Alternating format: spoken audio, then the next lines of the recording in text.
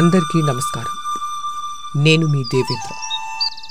ఈరోజు బాలపద్మం గారు రాసిన ఉచితాలు ఊడితే అనే కథను చెప్పబోతున్నాను.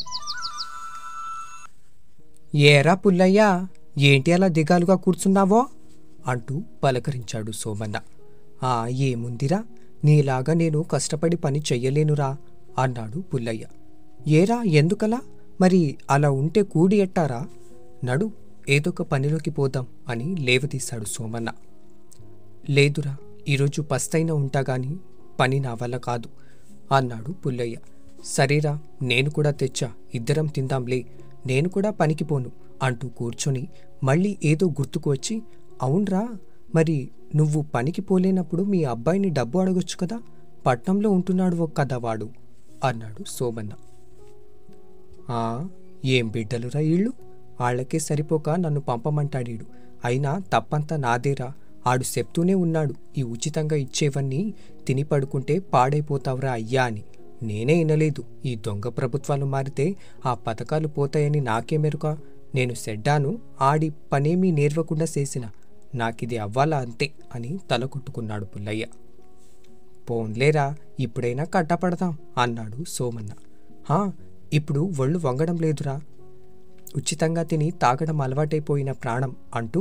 అవును, అవేవో లెక్కలు తీర్తున్నారంటగా, మనకిచ్చిన వాటన్నిటికీ డబ్బులు కట్టాలంట, ప్రభుత్వం దగ్గర డబ్బు లేదంట, ప్రపంచ బ్యాంకు అప్పు మనమే తీర్చాలంట కదరా, మన వల్ల ఎట్టా అవుద్ది అన్నాడు పుల్లయ్య. అవునా, అదెట్టారా? ఉచితంగా ఇస్తే తిన్నాం, ఇప్పుడు కక్కమంటే ఎలారా బాబో, నేను వేరే ఎక్కడికో పోతా అన్నాడు సోమన్న.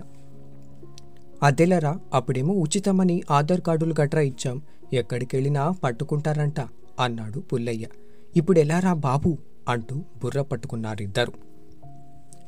పక్కనుంచి వీరి మాటలు వింటున్న సాంబయ్య, భలే దొరికారు వీళ్ళు అనుకుని, ఏంట్రా ఇద్దరు తెగ ఆలోచిస్తున్నారు అన్నాడు.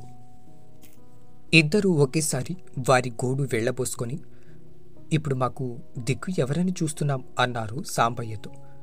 ఓస్, దీనికి ఎందుకురా గొడవ, ఓడిపోయిన ఎమ్మెల్యే మా మావ సుట్టమే కదా, నేను లేను మీకు అన్నాడు సాంబయ్య.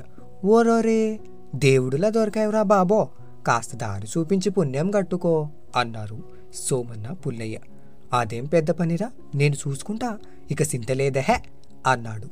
అదే ఉచిత పథకాలు భోంచేసి లావెక్కిన సాంబయ్య.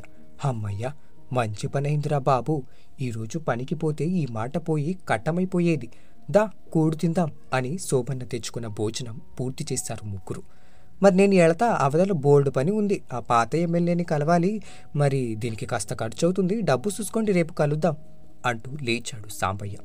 సరే సరే, ఖర్చు పర్లేదులే, నువ్వు మాత్రం ఈ గండం గట్టెక్కించరా బాబు అని సాంబయ్యను పంపి, అమ్మో వీడు లేకపోతే మన పని గోవిందరా బాబు అనుకున్నారు ఇద్దరు. ఆ పైన ఇక రోజు సాంబయ్యకి ఉచిత భోజనాలు, చిన్న చిన్న ఖర్చులకి డబ్బులు లోటు లేకుండా పోయింది. ఉచితంగా పెట్టుబడి లేని వ్యాపారం మరి. అలా కొన్నాళ్లు గడిచాక, ఇంకా ఎన్నాళ్ళిలా పని అయ్యేదుందా లేదా అని నిలదీశారు ఇద్దరు సాంబయ్యని. అరే, అదేమైనా చిన్న పనా? అసలు మీరు ఎంత ఫ్రీగా బుక్కారు, మీకు ఇచ్చిన దాంట్లో ఎవరెవరు ఎంత నొక్కారు అన్నీ చూడాలే కదా అన్నాడు సాంబయ్య దబాయిస్తూ. అవునరా, నిజమే, ఏమనుకోకురా బాబో, మాకేమి చదువా పాడా అన్నాడు ఇద్దరు. సరే, ఓ పని చెయ్యండి, ఇంకో 4-5 ఇలాంటి వాళ్లను చూసుకుంటే మీకు ఖర్చు తగ్గుతుంది, పని కూడా తొందరగా అవుతుంది కదా, ఆ పని చెయ్యండి అన్నాడు సాంబయ్య.